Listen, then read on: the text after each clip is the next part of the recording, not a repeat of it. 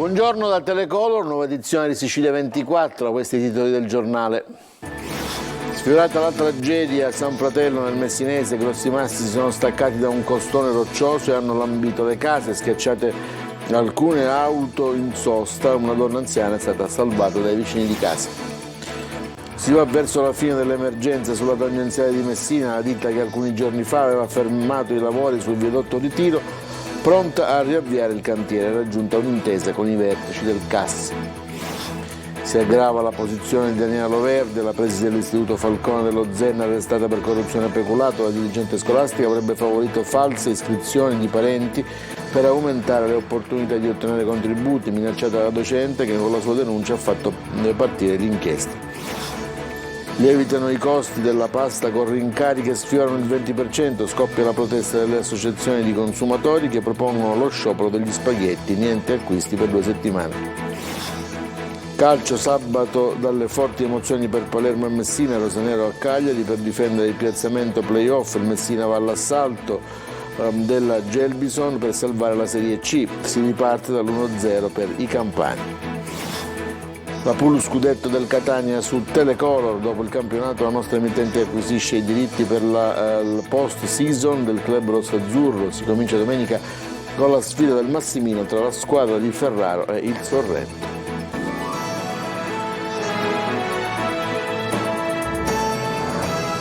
Ancora buongiorno da Telecolor, momenti di paura. Ieri mattina intorno a mezzogiorno a San Fratello nel Messinese alcuni grossi massi si sono staccati dal costone e hanno lambito le case, sfiorata la tragedia. Francesco Triolo ci fa la cronaca. Un boato all'improvviso, poi la caduta di grossi massi dal costone della montagna proprio sulla strada principale. Tanta paura, ma fortunatamente nessun ferito. Per fortuna questa mattina intorno a mezzogiorno a San Fratello in provincia di Messina i massi crollati sono finiti su alcune automobili parcheggiate nella zona, ostruendo la strada a pochi centimetri dalle case. Per fortuna non ci sono stati coinvolgimenti di persone, ci sono delle abitazioni a rischio e sono state fatte gli allontanamenti del caso. Adesso si deve verificare un po' la situazione in parete per capire cosa è rimasto in bilico che deve essere rimosso. Già la provincia ha già inviato qua i rocciatori che sono presenti in questo momento e si stanno programmando per fare questa ispezione. Il sindaco ha disposto l'evacuazione delle abitazioni, ma tra i residenti non c'è alcuna intenzione di dormire in casa stanotte per il timore di nuovi crolli. Io sono scioccata di quello che è successo. Cosa ho sentito?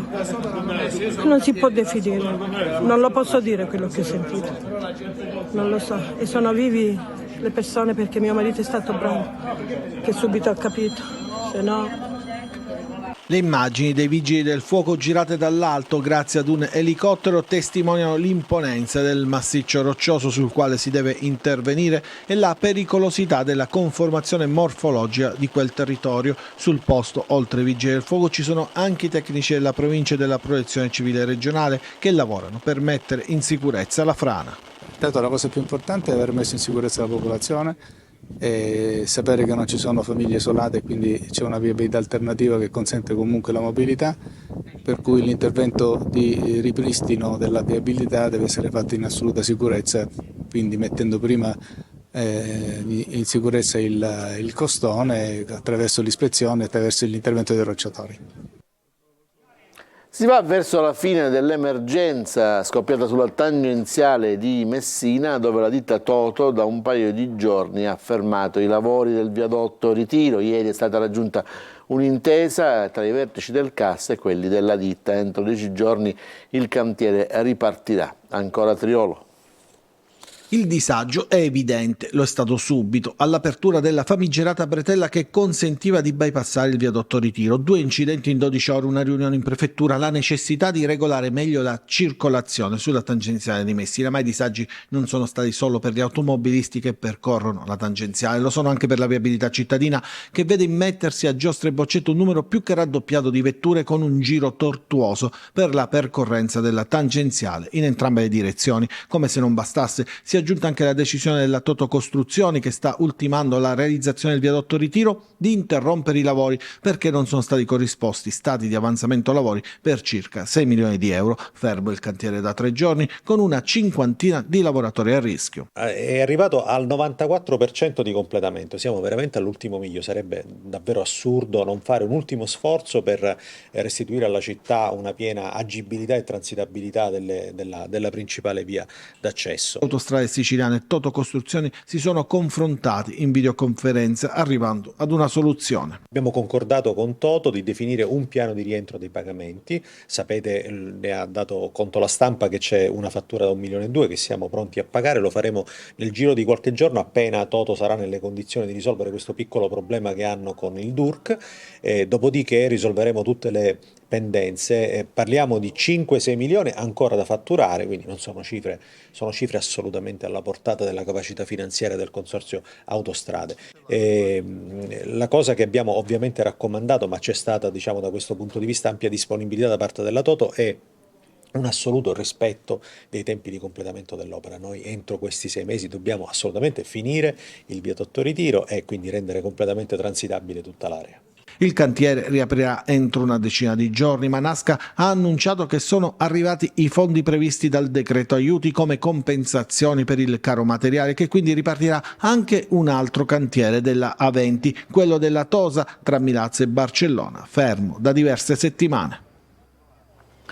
Auto in fiamme ieri sera in viale Regione Siciliana a Palermo, ustionate le 3 persone a bordo, il più grave un giovane di 25 anni trasportato in codice rosso all'ospedale civico. Secondo una prima ricostruzione il proprietario della vettura aveva appena ritirato l'auto dopo aver fatto realizzare l'impianto a gas. Mentre i 3 erano in auto, uno degli occupanti avrebbe acceso una sigaretta innescando l'incendio. Adesso andiamo a Palermo, piovono nuove accuse su Daniela Loverde, la preside dell'Istituto Falcone dello Zen. La dirigente scolastica e il suo vice avrebbero anche proceduto a false iscrizioni per parenti per alimentare le opportunità di ottenere contributi su cui lucrare. Intanto arrivano minacce per la docente che ha fatto scattare l'inchiesta con la sua denuncia. Maglio Viola. Restano gli arresti domiciliari Daniela Loverde, preside della scuola Falcone allo Zen, e il suo vice Daniele Agosta, accusati di corruzione e peculato nell'ambito dello scandalo che è scoppiato proprio in quella scuola. Lo ha deciso il Tribunale del Riesame di Palermo nello stesso giorno in cui piovono nuove accuse sulla dirigente scolastica. La donna, già indagata con l'accusa di razziare la mensa scolastica e di essersi appropriata di tablet e PC destinati agli studenti, avrebbe anche nominato la figlia come responsabile unica del trattamento dei dati personali della scuola e avrebbe fatto iscrivere falsamente all'Istituto Falcone dello Zen una parente disabile e la figlia del suo vice, che in realtà non avrebbero mai frequentato l'istituto. Questo per aumentare il numero degli studenti e dunque aumentare anche la possibilità di ottenere finanziamenti. Intanto è stata minacciata per strada da un uomo che l'ha affiancata in monopattino col volto coperto la professoressa che ha denunciato il sistema Loverde nella scuola dello Zen. L'insegnante, prima in servizio nella stessa scuola Falcone e poi trasferita, con le sue rivelazioni ha dato input all'inchiesta. Dopo la notizia dell'esecuzione della misura cautelare a carico della Loverde e del suo vice, sono molti gli insegnanti che hanno confermato al PM della Procura europea Amelia Luisa e Geri Ferrara le irregolarità commesse dai 2 indagati. Va avanti l'inchiesta sulla sanità a Catania, disposta la sospensione dai pubblici uffici per 1 anno ai 6 indagati. Tra loro ci sono gli ex assessori Ruggero Razza alla sanità e Antonio Scavone al lavoro e il presidente dell'Ordine dei Medici di Catania, Igo Lamantia. Lucilla Zara. Gli interrogatori il 5 maggio, oggi la decisione e le interdittive nell'inchiesta che ha scosso la sanità catanese. Il giudice per le indagini preliminari di Catania, Simona Ragazzi, ha disposto la sospensione dall'esercizio di pubblici uffici e servizi per 1 anno a 6 indagati coinvolti nell'inchiesta. Tra loro gli ex assessori della Regione Siciliana della Salute, Ruggero Razza, e del Lavoro, Antonio Scavone. Entrambi sono indagati per turbata libertà di scelta del contraente per la nomina di 2 professionisti per altrettanti progetti. Tra i destinatari del provvedimento anche il presidente dell'Ordine dei Medici di Catania, Ignazio Igo Lamantia, al quale è contestata la turbata libertà degli incanti per aver favorito un candidato ad un concorso a dirigente dell'Ordine di Catania. Questo significa che Lamantia dovrà lasciare l'incarico di presidente dell'ordine e anche di direttore di otorino-laringoiatria del Policlinico. Anche il ruolo direttivo di Scavone al Garibaldi sarà congelato. Razza invece dovrà rinunciare al ruolo di consulente a titolo gratuito del ministro Nello Musumeci. Gli altri destinatari della sospensione sono Filippo Di Piazza, Giuseppe Di Rosa e Rosaria Maria Leonardi. La stessa misura cautelare, ma per 8 mesi, è per Alberto Bianchi e Calogero Grillo. Nel comunicato della Procura si leggono le motivazioni della decisione scaturita per stringenti e attuali esigenze cautelari, potendo gli stessi indagati tornare a rivestire o continuare a ricoprire funzioni e ruoli nella pubblica amministrazione, nelle procedure concorsuali universitarie, nell'ambito della sanità pubblica, nella direzione di ordini professionali e nella compagine di governo di enti partecipati dalle pubbliche amministrazioni. Per l'accusa, l'ex assessore Razza avrebbe favorito la designazione di un esperto in elaborazioni, report e studi per conto dell'Ordine dei Medici di Palermo nel progetto denominato OSAS Catania Sentinelle della Prevenzione. Secondo le indagini, l'ex assessore Scavone rientra nell'inchiesta per l'assegnazione a una persona a lui vicina di un incarico a tempo determinato come amministrativo del progetto Centro Cardio Hub Spock dell'azienda ospedaliera Garibaldi di Catania. Il 29 aprile i carabinieri del comando di Catania avevano posto ai domiciliari altri 4 indagati. Giuseppe Arcidiacono, dirigente medico dell'ANRS Garibaldi di Catania, Nunzio Ezio Campagna, Sebastiano Felice Agatino Ferlito e un ex funzionario amministrativo dell'Università di Catania, Gesualdo Antonio Missale. Tutti si sono avvalsi della facoltà di non rispondere. L'imprenditore Angelo Di Martino è il nuovo presidente di Confindustria Catania. Ad eleggerlo ieri pomeriggio l'Assemblea Generale dell'Associazione, che ha ratificato la votazione del Consiglio Generale dello scorso 12 aprile. Di Martino è imprenditore di prima generazione, presidente della holding dell'omonimo gruppo, attivo nel settore dei trasporti, della logistica e dell'automotive, con oltre 1500 occupati tra dipendenti diretti e l'indotto. Ci fermiamo, c'è la pubblicità, torniamo subito dopo.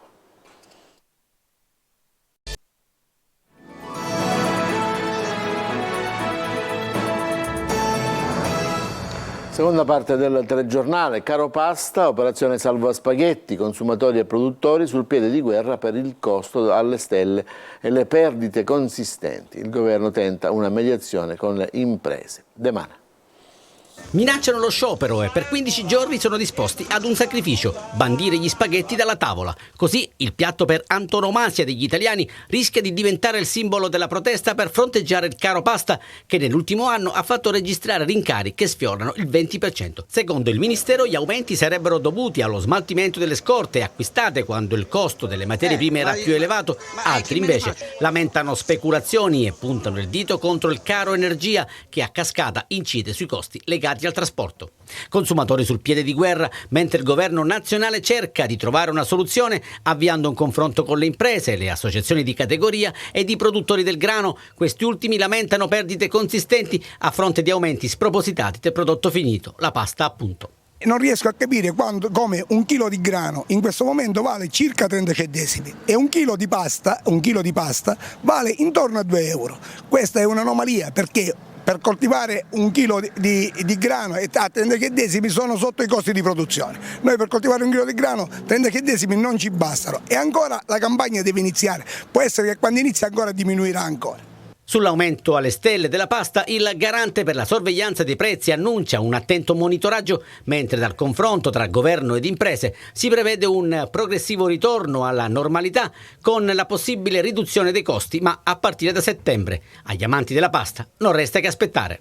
Dimagriamo, diventeremo più magri. Siamo rovinati giustamente, perché la pasta è indispensabile per i nostri alimenti, diciamo, giornalieri, quindi è un problema. Sciopero della pasta, lei aderisce?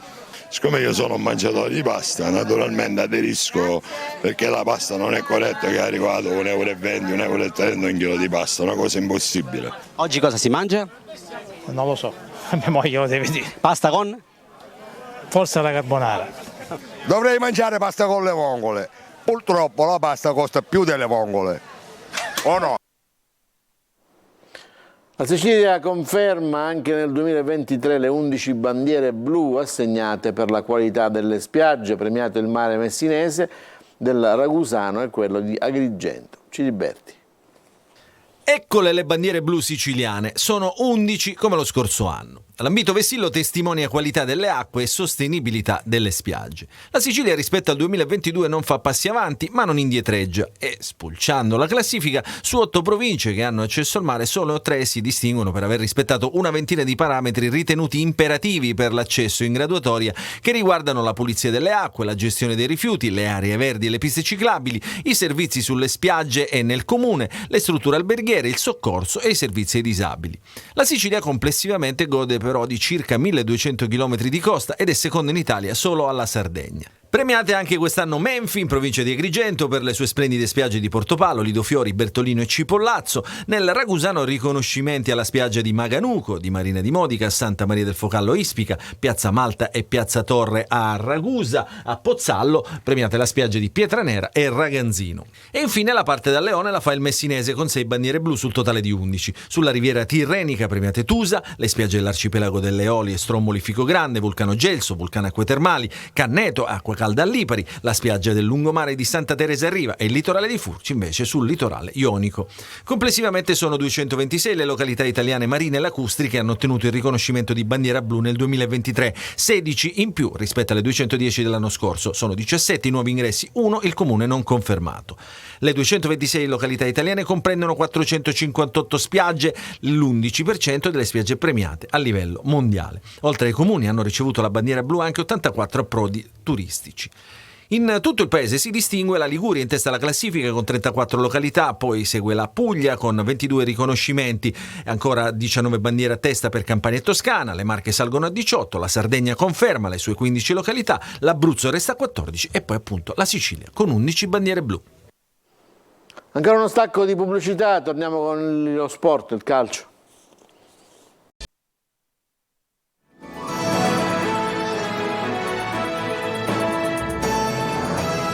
Siamo al calcio, iniziamo dalla Serie B, sprint playoff per il Palermo che deve difendere la posizione dall'assalto di Pisa, Ascoli, Venezia, Reggina e Modena. Corini senza il bomber Brunori, squalificato, scalpita Vido. Marco Gulla.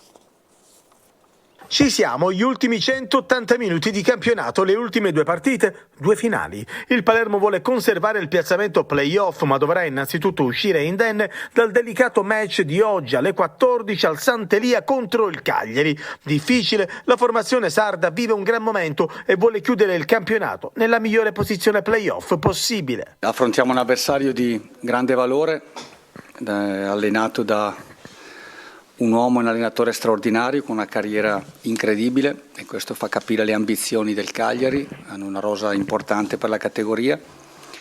In casa nel percorso con Ranieri non hanno mai perso, gli unici 3 pareggi li hanno fatti col Frosinone, il Genoa e il Sud Tirol, le altre le hanno vinte tutte. Questo certifica che Cagliari storicamente è sempre stato uno stadio difficile da espugnare per il valore della squadra, dell'allenatore, il percorso che hanno fatto lo sarà ancora di più, ma questo è anche molto stimolante, perché insomma siamo tornati in una zona in cui sognavamo di entrarci, ci siamo, di conseguenza abbiamo una grande possibilità, in una bella atmosfera, in un bellissimo stadio, contro una squadra forte e ci siamo preparati al meglio per fare una grande partita. Non ci sarà Brunori che è squalificato, assenza pesantissima, sembra arrivato il momento di Vido, dovrebbe fare coppia con Tutino. Ok, Nedelciaro e Gomez ci saranno, Corini chiede alla sua squadra una grande prova, servono punti per tenere a distanza le dirette concorrenti come Pisa, Ascoli, Venezia, Reggina e Modena, Palermo che poi venerdì sera chiuderà in casa contro il Brescia, 2 finali, 180 minuti per scrivere una nuova pagina rosanero. In Serie C, bivio salvezza per il Messina, i giallorossi devono solo vincere contro la Gelbison per salvare la categoria. Arraciti carica l'ambiente e il pubblico risponde presente. Sergio Colosi. È il giorno del giudizio sportivo per il Messina, che dovrà liberarsi dalle sue paure usando testa e cuore per giocarsi al meglio la partita della vita senza appelli. In palio la permanenza in C oppure il ritorno in quarta serie. Per centrare la salvezza dopo il KO di Agropoli con gol di Tumminello, ai giallorossi serve la vittoria con qualsiasi punteggio nella sfida di ritorno di oggi contro la Gelbison al Francoscoglio con inizio alle 15, in virtù del migliore piazzamento in classifica nella regular season rispetto ai campani che invece possono contare sul doppio risultato. Pronostico e aspettative stravolti dopo l'andata, ma il Messina, nonostante le assenze come la settimana scorsa degli infortunati Mallamo e Versienti e dello squalificato Celesia, promette una prestazione all'altezza dell'appuntamento. Io credo che chiunque può fare 90 minuti, anche chi non ha una condizione atletica eccellente, e poi magari si risentirà l'indomani della mancata condizione. Ma per i 90 minuti queste sono partite che si giocano sotto l'aspetto nervoso, non parlo di nervosismo ma proprio di nervi. Non mi preoccupa il fatto che si dica che questa è una partita dove ci vogliono gli attributi, perché questa squadra ha gli attributi e l'ha dimostrato. Questa squadra deve solamente avere due facce. Domani una faccia cattiva, sporca e determinata quando non è in possesso di palla, serena, giocare come sa quando è in possesso di palla, con una sola convinzione, che è quella che non possiamo fare altro che vincere. Raciti annuncia qualche sorpresa in formazione, ma non svela i suoi piani tattici. Non è per mancanza di rispetto al vostro lavoro, però anche se ho pensato qualcosa del genere non posso dare il vantaggio a nessuno. Ripeto, rispettando tantissimo il vostro lavoro. Non è una mancanza nei vostri confronti, però è giusto che se cambio qualcosa è per sorprendere l'avversario, se lo dico, addio sorpresa.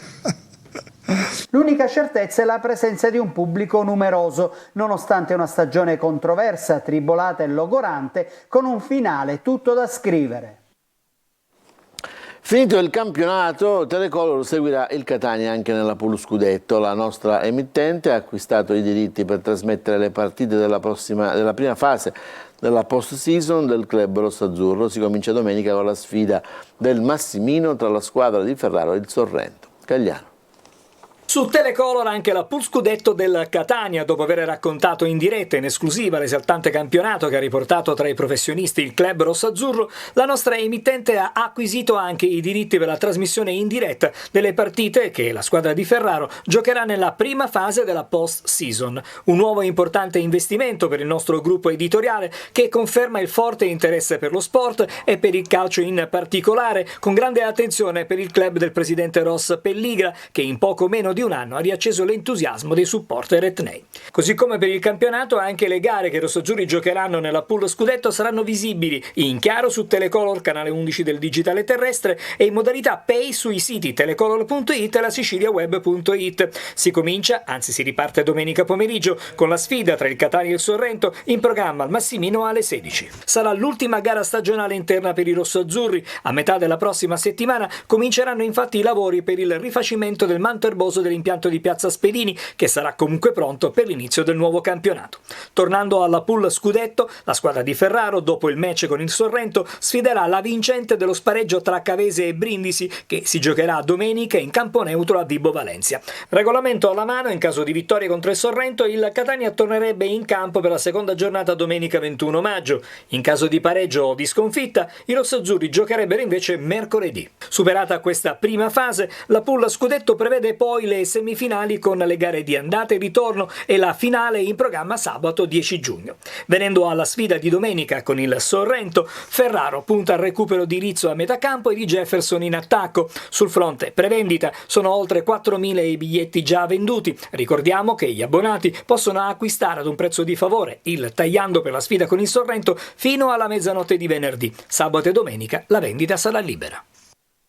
Già è finito, grazie per l'attenzione, a tutti un buon proseguo di mattinata.